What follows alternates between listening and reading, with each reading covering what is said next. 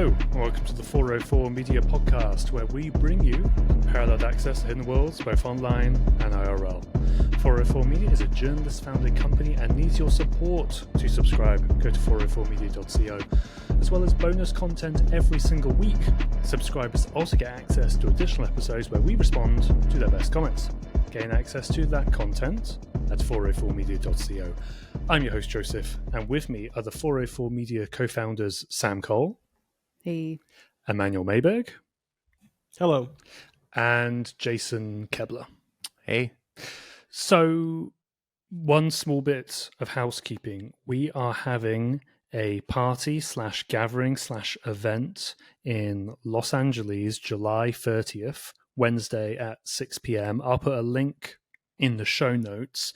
But Sam, anything else you want to shout out now while I'm just doing it? Or should people go to the event page if they want to see us, hang out, and talk about 404? Go to the event page and buy a ticket, or email one of us for the code if you're a supporter. If you're a subscriber in the supporter tier, which means you're a paying supporter of 404 Media, you can get in free. And we have the password. So we'll have a post up on the site soon with the actual password for subscribers to get in. But until then, you can just hit us up. But yeah, we're excited. Yeah, sounds good. Again, that's July 30th, Wednesday at 6 p.m. Check the event page for all of the latest information. But it'll be great to see some of our subscribers. Jason, were you going to add anything to that? It's going to be at a place called Rip Space, which is like a hacker DIY space. We'll probably do some sort of like live podcast, live Q&A, something like that, where we're sort of nailing down what it is we're going to do. Probably by the time you hear this, there'll be more information on both the event page and our website. But yeah, we'd love to see you, and there'll be a party after. Yeah, sounds good. All right. We have, as ever, a bunch of stories to go through here. The first section is going to be a series of the pieces written by Emmanuel, all about AI, porn, Civitai, Hugging Face, all of these different platforms are hosting it. And there's been a ton of developments over the past few weeks and months in this world. So the first piece is, the headline of the first piece is A16Z-backed AI site Civitai is mostly porn despite claiming otherwise. So, Emmanuel, Civitai is this popular AI platform. We've spoken about it a bunch. You've done a bunch of investigations into it. We've especially covered how it's used to, host models and generate pornography. What is Civitai's stance on that? Do they see themselves as this big provider of pornography or not? Well, they definitely didn't used to, and we can kind of talk through where they landed these days. But historically, Civitai, which is a platform where people share AI image generation models, they've always allowed adult content. They've always allowed AI models that generate the likeness of real people. They just didn't allow people to post models or images that combine both of these things, right? So no non-consensual content. That policy was always there. A lot of my reporting has been about how they failed to properly enforce that initially on their own platform, but then especially off platform. Also, while I was talking to them for all of this reporting, whenever I managed to get their PR person on the phone or talk to anyone there, they said that my reporting is unfair because, yes, there is adult content on the website and they support free speech and they think people should be allowed to have porn models and have models of real people. But that's really a minority of the content that is on the site.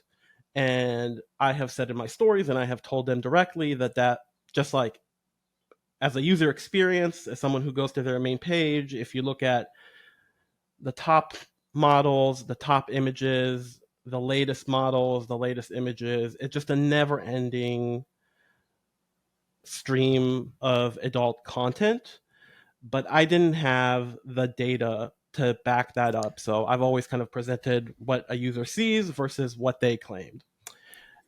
Especially, they made this case especially strongly after I published this piece that showed that Civitai's cloud computing provider called OctoML had a lot of internal discussions about the kind of content they were generating for Civitai, and they were worried that they were generating child pornography for Civitai. And that really freaked out the company.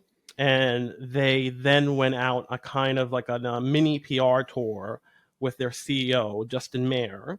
And one of the things he did, I think the day of me publishing the story, right? So like in order to coordinate with the deadline that I gave them, he gave this exclusive interview to VentureBeat, and he said, let me pull up the... While you're pulling that up, this is back in 2023, right? This is an investigation you wrote pretty early on, or 2024 maybe, but quite early on in our history, right? Yeah, so this is December 2023. And VentureBeat writes that contrary to those figures showing 60% of content on Civitai as not safe for work, a figure derived from 50,000 images, today users on Civitai generate 3 million images daily, and the company says, quote, less than 20% of the posted content is what we would consider PG-13 and above. So this is Justin Mayer, the CEO of Civitai, explaining to VentureBeat that the kind of audit that OctoML, this cloud computing provider, did on the content they were generating, they thought it was 60% of the content was explicit. They say that it's less than 20%. Cut to, recently I wrote a story about Civitai changing a lot of its policies because of pressure from payment processors. So in May, they stopped, or they banned rather, all models that generate the likeness of real people, and also specific types of porn that the payment processors thought was too extreme. I wrote about this. I published a story. A researcher from the University of Zurich reached out and said that she has been scraping Civitai, and she has like really comprehensive data on what exists on the platform. And we can dig into some of the numbers if you want, but basically it shows that their claims that it was only less than 20% of the content are absurd, and the content is primarily used for adult content. Yeah, this is really, really interesting because you have your reporting over years at this point where it's just like, there's a lot of porn on here, you know? And I think you did a story a long time ago as well, which basically showed that one of the driving forces of capital and innovation in the AI industry is to develop porn, basically. And of course, we all know that from Sam being the original reporter to cover deepfakes as well. Like it's always here all the time. So you have the reporting, you have not to undermine it or anything, but your experience of the website is more anecdotal, right? As you say, you log onto the website. I don't have the data. Yeah, exactly. So I see there's a lot of porn models on here. You finally have this data, and we'll talk about what those numbers are in a second. But you said this researcher was scraping Civitai. I don't know whether they got this granular with you, but sort of how did they do that? Did they look for all images that were marked as not safe for work, or did they grab videos and analyze them? Did they break down how they did the scraping exactly? Or did they not go that detail? They didn't technically explain how they gathered all the data. I'm not sure what the specifics there are, but the data is composed of more than 40 million images that they took from the site. Each of those images has a bunch of metadata that Civitai itself generates. This isn't the researchers annotating the data or analyzing it or anything.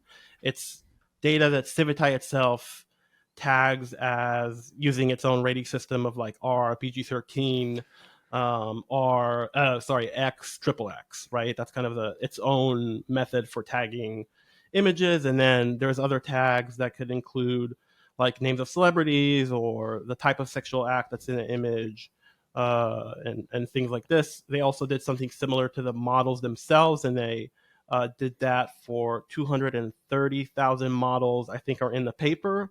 I've been in touch with the researchers, and I've looked at some data that is more comprehensive than that. I think they're up to 400,000 is what they have, but it's not published yet in a journal or in a draft. Yeah. So it's interesting that it's based on the classifiers where it's Civitai itself saying this is Right. not safe for work, which, well, that meme, that gif of they just admit it, it's almost like that tasteful. So the researcher scrapes that, has all these images, has all these classifiers very handily attached to them. Well, what's the research showing? What numbers are we talking about here when it comes to the prevalence of pornographic content on Civitai? So in December of 2023 is when I published my story about OctoML. That's when Justin Mayer gives this quote to VentureBeat. He says less than 20%. The researchers say that by October of 2023, 56% of all the images were tagged not safe for work or higher, right? So that is already like more than double than what Mayer claimed. The actual number is likely higher because, as both the researchers noticed and as I have noticed and reported, not everything is properly tagged. Some people self-identify their content as not safe for work. Others do not, and maybe try to get it under the radar, right? If you have like some non-consensual content or a non-consensual model up on the site, maybe the people who are doing that are not tagging it properly because they're trying to evade moderation. So the actual numbers are higher. Now, I'm looking at a graph of kind of the distribution of adult content and safe for work content from the first quarter of 23 to the fourth quarter of 24. And Mayer was incorrect or misleading in his statement back when he made it and back when I was talking to him for my reporting. But from that time until now, the number of overall images and models on the site has absolutely exploded, as has the proportion of adult content. It's like at this point, it looks like 80-90% of everything that is on the site is adult content. I mean, that's staggering, right? Yeah, I mean, it just it shows the reason the hearing from this person and reading the paper was very validating is because it shows that like my user experience of Civitai and what I thought the site is, despite what it was presenting itself as to the public and investors, it's just porn. It is just a porn site. Like I feel very comfortable saying that it is a porn platform.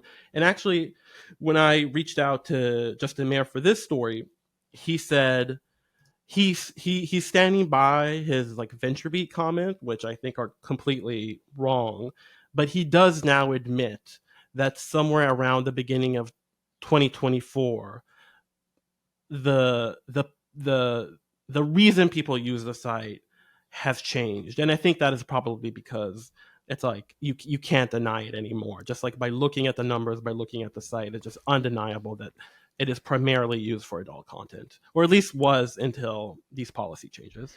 Yeah, I mean that's really, really interesting. And then just the last question on this article. Then we have a couple more to touch on related to this. But you brought up these policy changes, and we'll go into more detail about the exact why of this with the payment processes in a bit. But basically, Civitai banned models related to real people in May, which is obviously a huge seismic change for any sort of AI platform. What happened when Civitai banned AI models based on real people?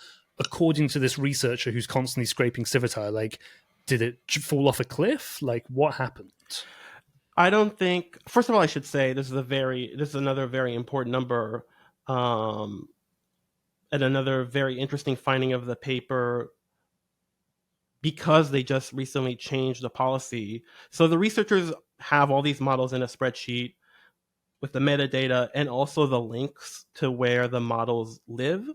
So once Civitai announced that it was removing real people content from the site, it was very easy for them to check how many models were removed overnight.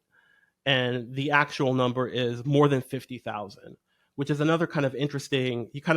When I report about Civitai, it's like, there's Taylor Swift and there's Natalie Portman and like, all these big celebrities that have like multiple models.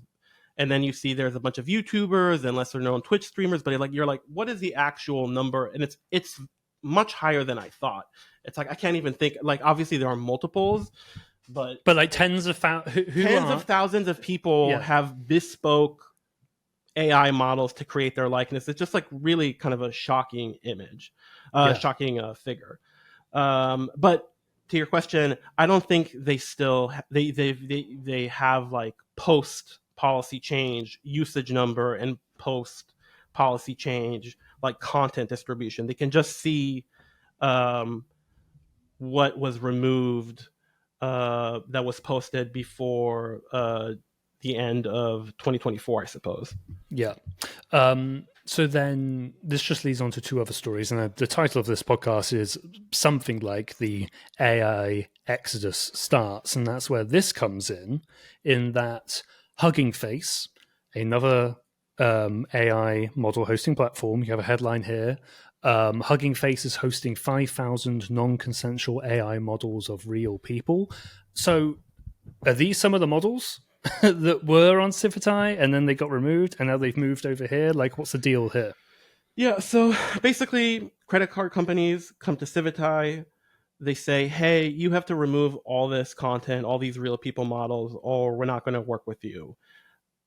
They are not working with them anyway, still, even after they remove that content. Maybe Sam wants to talk about this, but we saw something similar with Pornhub. It's kind of really hard to undo a payment processor cutting you off after they make that decision. And that's where Civitai is at the moment. But when they initially announced this, they were like, hey, we're making these models invisible. The people who made them can have access to them for an unspecified short time. And then we're just nuking them off the site entirely. And the moment that they announced this, the Civitai community immediately mobilized and started this Civitai, or actually the Civitai archiving project already existed in the form of a Discord channel because there was other policy changes that kind of made people feel like something was coming. And they were starting an effort to like archive anything because they were afraid that Civitai would remove it. Once this news came out, it really kicked into high gear and they started grabbing everything that they can in order to make it available elsewhere on the internet. And because of this research that I talked about in the previous story, I had a spreadsheet with all the links of all these real people models where they used to live on Civitai. And the archiving project created a website where you take that link, you enter it into the website, and it directs you to a mirror where that model was re-uploaded to Hugging Face. So Hugging Face is like an AI tool and resource sharing platform. It's very popular. It's got like a multi-billion-dollar valuation, a partnership with Amazon. They've been very outspoken about wanting to be like an ethical AI company and what that means to them. I talk about that a little bit in the story. They don't have any specific policy against models that generate the likeness of real people, but they do have a lot of kind of vague language about AI being needing consent in order to be ethical. And I told Hugging Face that I have this data, that I know of at least 5,000 models that are hosted on their site, and not just random models that I know were used to create non-consensual porn, models that were removed from a different, as we just discussed, porn site because they were used for this purpose. And I just haven't heard back from them after multiple attempts. You haven't heard back from the ethical AI platform company about the unethical stuff happening on their platform? That's right. Yeah. And I've talked to them before and they've replied to my emails, and I don't know why they're stonewalling me about this one, but they are. I think I can say unusually we're recording this podcast on a Monday. By the time this podcast is out, my story will be out, and we'll see if they have anything to say then. But I tried really hard to get any comment from them, and I think if they asked, then I would give them all the links, and then they can decide what to do about them. But they were just not interested in doing that. And then we'll just touch on your last story very, very briefly. But yes, I just wanted to ask Sam for a moment. This last one is about payment processors and sort of the power that they have in the porn industry, right? And for those who don't know, sorry, I'll ask this to you, Sam. For those who don't know, what do we mean by a payment processor exactly, and why are they so important to the adult industry? So, as Emmanuel just alluded to, Pornhub has had this problem, and a lot of porn sites have to abide by the rules of payment processors. So, I mean, when you're talking about like the different like payment processors and gateways and banks, it's like kind of it ladders up through the institutions that we're talking about. But so, like for example, Stripe has really strict rules against porn and sexual content. Visa and MasterCard stopped processing payments for Pornhub because there was allegations of abusive material on Pornhub. It's like Chase has rules about not safe for work content and adult content. It's because they're considered high risk, quote unquote, high risk material. So in a similar vein as gambling or guns, they place sexual content in a similar kind of risk category as a bank, and then that trickles down to the payment gateways and the processors and things like that. So, it's like if it's working ideally, what you get is like these banks are not having to be accountable for abusive content, like what Emmanuel's talking about. What happens a lot of the time is the banks end up being like acting as like moral arbiters for porn. So you have a lot of like consensual adult content creators caught up in the rules against abusive content. These payment processors don't want to take the time to sort out the difference in a lot of cases, and just ban it all. And we've been talking about this for years, happening to like consensual and safe and legal adult content. And it's like these other platforms like Civitai and some of the other platforms that are now having trouble with payment processors, they're fucking around and finding out at this point. It's like, you thought you could kind of just like get away with doing whatever and you were above it because you're cool bros or whatever the logic is. I don't even know. It was making a lot of money, so surely it was too big for them to give a shit. But I think now they're finding out that the same rules apply to them. And I don't know. It's like we can't really put these things in the same bucket as legal, safe adult content. But they do a lot of the time have to abide by similar rules. Yeah, and it's coming for them now. And I guess just to wrap it up, Emmanuel, what is the impact from these payment processors deciding they don't want to work with Civitai or another AI platform? Like, what happens after that sort of action has taken place, and what's going to happen now? Very quickly, I would just say, I think last week I talked a lot about how the reason I was covering Civitai is that to me it seemed like a critical piece of internet infrastructure in the entire practice of producing non-consensual porn. And like, what happens if you remove that? Where do people go? And something I saw people say after the Civitai announcement around Real People is that they're just going to go to tensor.art, which is a site I covered, like, I think the first week we launched, but it's a site that's identical to Civitai, basically. It's the same services, same UI. You go there, you download models, you can generate images, yada, yada. A lot of people move their models there. For a while, TensorArt had like a tool that even helped people import their Civitai models automatically.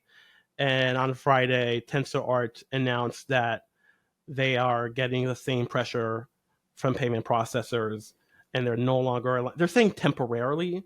I don't know how they resolve this, but they're saying temporarily no more real people content.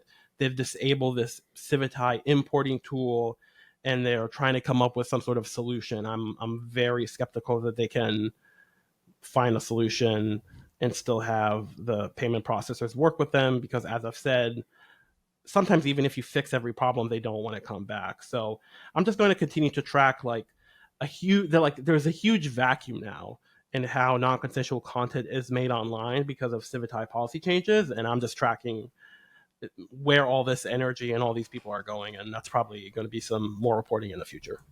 Yeah, totally makes sense.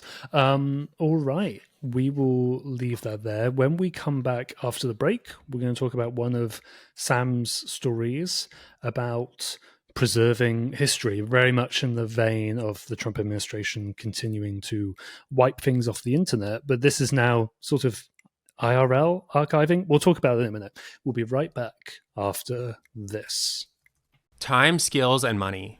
When it comes to growing your business, we all know that engaging with our customers is crucial, but the question is always how. Most of us don't have the time, skills, or money to put towards keeping up with marketing every day. We're too busy running our companies to begin with. Well, let me introduce you to Constant Contact. Your mini marketing team awaits. Constant Contact's award-winning marketing platform is here to make marketing way easier and way more effective for small businesses like yours. The best part? You don't need to know anything about marketing. Your struggle with expensive, slow, and unmeasurable marketing is over. With their all-in-one platform, you can create and manage attention-grabbing campaigns in just a few clicks. Email, text, social media, events, landing pages, you name it. It's all in one place. You also get automated sending, real-time reporting, and tools that actually help drive sales. So you're not just marketing your business, you're growing it. And if you ever get stuck, friendly phone support is included with every plan. That's why over 500,000 small businesses trust Constant Contact to stay connected, top of mind, and ahead of the competition. Constant Contact, helping the small stand tall. Every podcaster, content creator, and business knows that in an increasingly fractured information ecosystem, it's getting harder to reach your audience. Constant Contact can help. Get a free 30-day trial when you go to ConstantContact.com. Try Constant Contact free for 30 days at ConstantContact.com. ConstantContact.com. You know what doesn't belong in your epic summer plans? Getting burned by your old wireless bill. While you're planning beach trips, barbecues, and 3-day weekends, your wireless bill should be the last thing holding you back. That's why I made the switch to Mint Mobile. With Mint Mobile, you can get the coverage and speed you're used to, but for way less money. And for a limited time, Mint Mobile is offering 3 months of unlimited premium wireless service for $15 a month. So while your friends are sweating over data overages and surprise charges, you'll be chillin', literally and financially. Say bye-bye to your overpriced wireless plan's jaw-dropping monthly bills and unexpected overages. Mint Mobile is here to rescue you. All plans come with high-speed data and unlimited talk and text delivered on the nation's largest 5G network. Use your own phone with any Mint Mobile plan and bring your phone number along with all your existing contacts. Ditch overpriced wireless and get 3 months of unlimited service from Mint Mobile for $15 a month. I switched to Mint Mobile from one of the big incumbents, and the only thing I noticed was a much smaller bill. This year, skip breaking a sweat and breaking the bank. Get this new customer offer and your 3-month unlimited wireless plan for just $15 a month at mintmobile.com/404media. That's mintmobile.com/404media. Upfront payment of $45 required, equivalent to $15 a month. Limited time new customer offer for the first 3 months only. Speeds may slow above 35 gigabytes on the unlimited plan. Taxes and fees extra. See Mint Mobile for details. This limited edition inbound, September 3rd through 5th, brings attendees to San Francisco for a one-time only West Coast event with insights they won't find anywhere else. Just revealed, the Inbound 2025 agenda is now live. From the Agent.ai workshop, From Idea to Agent, and Dwarkesh on AI's Future, research-backed bold predictions with Dwarkesh Patel, explore 200-plus sessions, all created for your growth. Get fresh perspectives on innovation from a dynamic lineup including Sean Evans, the host of Hot Ones, Creative Force Amy Poehler, tech reviewer Marcus Brownlee, and AI pioneer Dario Almaday. They'll bring their unique approaches and expertise to Inbound 2025. Cut through the noise with focused, actionable takeaways on the latest marketing, sales, and AI trends that give businesses a competitive edge in today's rapidly changing landscape. Network with decision makers in San Francisco's AI-powered ecosystem, where innovative technologies are creating entirely new approaches to business. Experience firsthand how San Francisco's technology ecosystem is revolutionizing content creation, distribution, and monetization through AI and innovative tech solutions. Secure your spot at inbound.com/register. And if you want the VIP experience at Inbound, don't wait. VIP tickets are almost sold out. Get exclusive perks that help you make the most of every moment, including a welcome party, exclusive networking opportunities, and early registration access to limited capacity sessions. Registration for limited capacity sessions begins in August. Don't miss this opportunity to secure your ticket in advance, start favoriting your must-sees, and be ready when reservations open. Session reservations for VIP ticket holders begin August 5th, and GA opens August 12th. All right, and we are back. Sam, you wrote this one. The headline is Save Our Signs wants to save the real history of national parks before Trump erases it. First off, can you just give us a little bit of context of what is the Trump administration doing to national parks and the history around them? Like, what's the issue exactly? Yeah, so like many things these days that are just like bad news, dark news. It started with an executive order in March. Trump issued this order called Restoring Truth and Sanity to American History. Already off to a really promising start with that title. The order mostly like targets the Smithsonian Museum Institution and that network. It makes some really bizarre claims about the museums being part of this like revisionist movement, that they're trying to paint historical milestones in the negative light for acknowledging racism in American history, things like that. So the order is mostly about that, but because it also mentions the Department of the Interior, that catches national parks and monuments in that net also. So I can just read part of what the order says, because it's written like so many of these things in a very kind of slippery, vague way. Yeah, I'm sure it was lawyered to hell and back, but also very wordy. Well, was it? So, I don't know. I mean, who knows? You know, it's nothing was in all caps, so I'm sure it got at least one proofread. But yeah, it says that the Department of the Interior must take action, whatever that means, as appropriate and consistent with law to ensure public monuments, memorials, statues, markers, or similar properties within the Department of Interior's jurisdiction do not contain descriptions, depictions, or other content that inappropriately disparage Americans past or living, including persons living in colonial times. Interesting carve out. And instead focus on the greatness of the achievements and progress of the American people, or with respect to natural features, the beauty, abundance, and grandeur of the American landscape. So, I mean, if we can use our contextual thinking skills, take action, I think we can assume means remove or edit monuments and memorials and plaques basically at national parks or anywhere that's under the Department of Interior jurisdiction that say anything about anything other than how pretty the landscape and the monument is. And not disparage people, which would, rules out quite a bit of American history if you can't really tell the truth about what was going on. Yeah, so purely hypothetical situation. You can have a sign that says, wow, trees look nice, mountains look good, but you can't say anything like, well, the indigenous people of this land are XYZ or something like that. Is that basically the thrust of it? Okay. Yeah, I mean, it's like this, the order doesn't really use any very specific examples for the national parks, but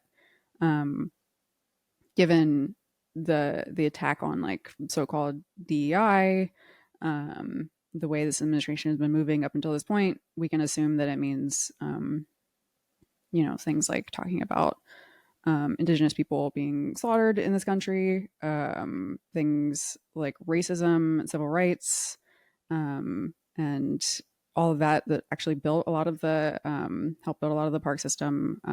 Black indigenous people played a huge part in excuse me, building the parks, and many of them were there first, things like that. It's just like there's a lot of history going on in the parks that we just are apparently no longer allowed to acknowledge. Environmental justice, women in leadership, things like that, that the administration has targeted in the past already online. We can assume probably counts in this case too. So, yeah. I mean, I haven't really been covering any of the sort of removal of history by the administration, but I don't know. That just drives me crazy, the idea that you were going to delete history.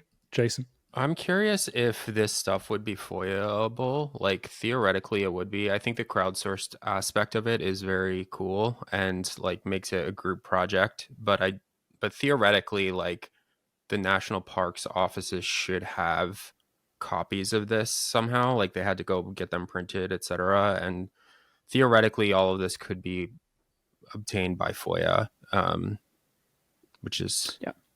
I don't know if they brought that up at all.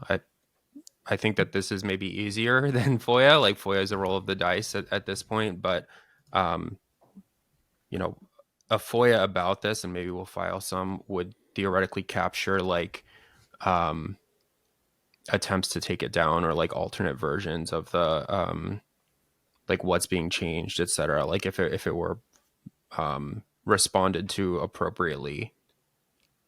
Yeah, totally. And I just looked it up and got the email address or the portal for the National Park Service. So we can do that, or do it through Muckrock or whatever. But what these people are doing is sort of this other archiving project. So with all of those problems and that context, enter Save Our Signs, this campaign that's then launched. Well, what's the goal of this campaign, Sam, and who's involved exactly, and how are they going about it? What are they doing? Yeah, so like seeing like the writing on the wall, so to speak, not to use a corny pun for this particular story. That was pretty good. The writing on the placards. Data preservation is from the Safeguarding and Research and Culture Project and the Data Rescue Project, launched this web portal called Zero Signs. They're asking people, if you're at a park, if you're at a national park, to just take a pictures of placards and signs and monuments and that they see as they come across them, to preserve them, to archive them, essentially, because they could be under threat. We don't really know what's going to go on. Like the take action line is very vague, but it's something where the government is asking for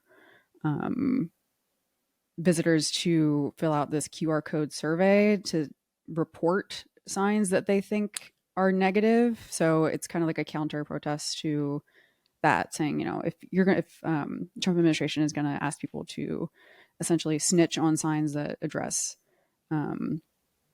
anything other than beauty and grandeur of the American landscape, and flag these placards that could fall under whatever the administration's definition of negative is, then they're going to turn around and say, you know what, we're going to archive this and make sure it's preserved in case it goes anywhere, in case it is removed. And the negative, quote unquote, negative content must be taken, again, using the words of the order, taken action against by September 17th is what the order says. So they're launching this to basically say, we have to hurry up and preserve this in case something happens to it in the future. But I mean, the Trump administration has totally gutted the Park Service at this point.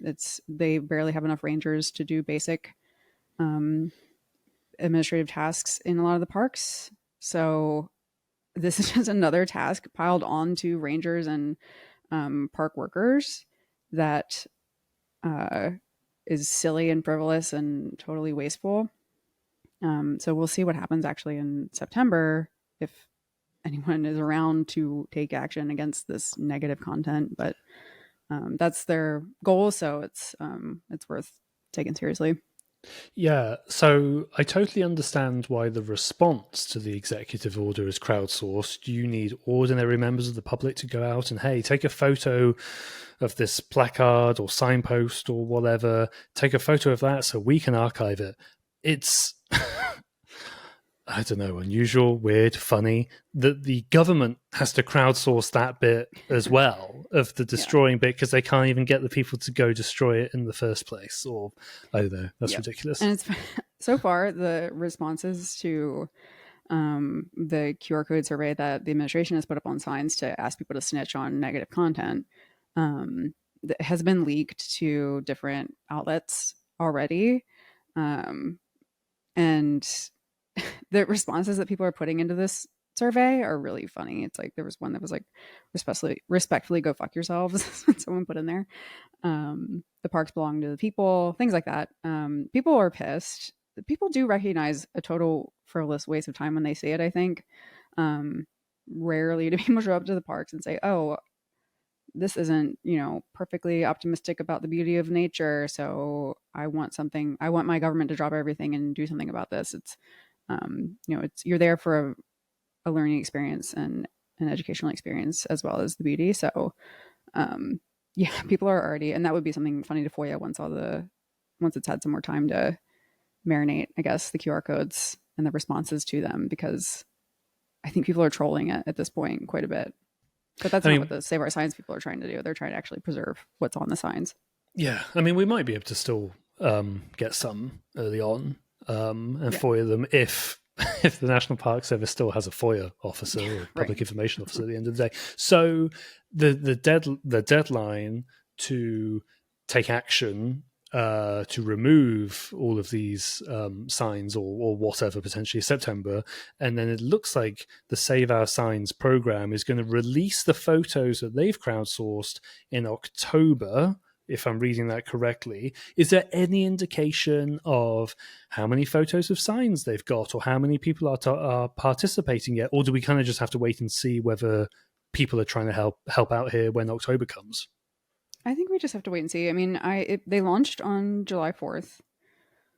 We were famously out, which is why we covered it a little late. But they were hoping to get people on holiday to take signs while they were out with their families and stuff. But I think it's a little early. It's only been about a week since they launched the project. But it would be cool to see what they get back, to see what they do with the data. They're going to make it public, like you said. They just are not totally sure how yet, or they're still working on how that would work.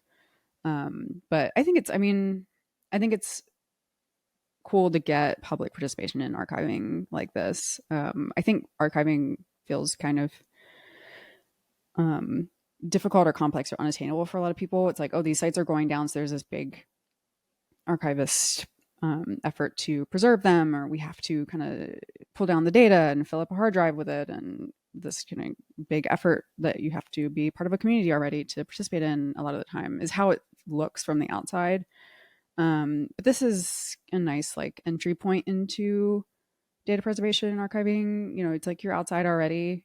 You can just take a picture and put it on this website, and you're helping preserve a piece of history when it's under threat, which I think it's cool. I think it's a cool kind of muscle building exercise for people to participate in something like this. Yeah, and as you suggest, absolutely non-technical as well. Usually you have to be pre-technical to participate in some sort of archiving solution. You have to download a browser plugin or scrape something, and this is just something you can do to archive IRL material. Well, I'm sure you'll revisit it in September and October, and we'll file those FOIAs, but we'll leave that there for the moment. If you are listening to the free version of the podcast, I'll now play us out. But if you are a paying 404 Media subscriber, I said we're going to talk about something. Jason's going to rant for about 15 to 20 minutes, so you can subscribe and gain access to that content. Hey, what? That's not true. It's not true. We're going to have a discussion. Yeah, of course we are. Okay, you can subscribe and gain access to that content at 404media.co. Anyway, we'll leave that there, and I will play us out. As a reminder, 404 Media is journalist founded and supported by subscribers. If you do wish to subscribe to 404 Media and directly support our work, please go to 404media.co. You'll get unlimited access to our articles and an ad-free version of this podcast. You'll also get to listen to the subscribers only section, where we talk about a bonus story each week. This podcast is made in partnership with Kaleidoscope. Another way to support us is by leaving a 5-star rating and review for the podcast. That stuff really helps us out. This has been 404 Media. We'll see you again next week.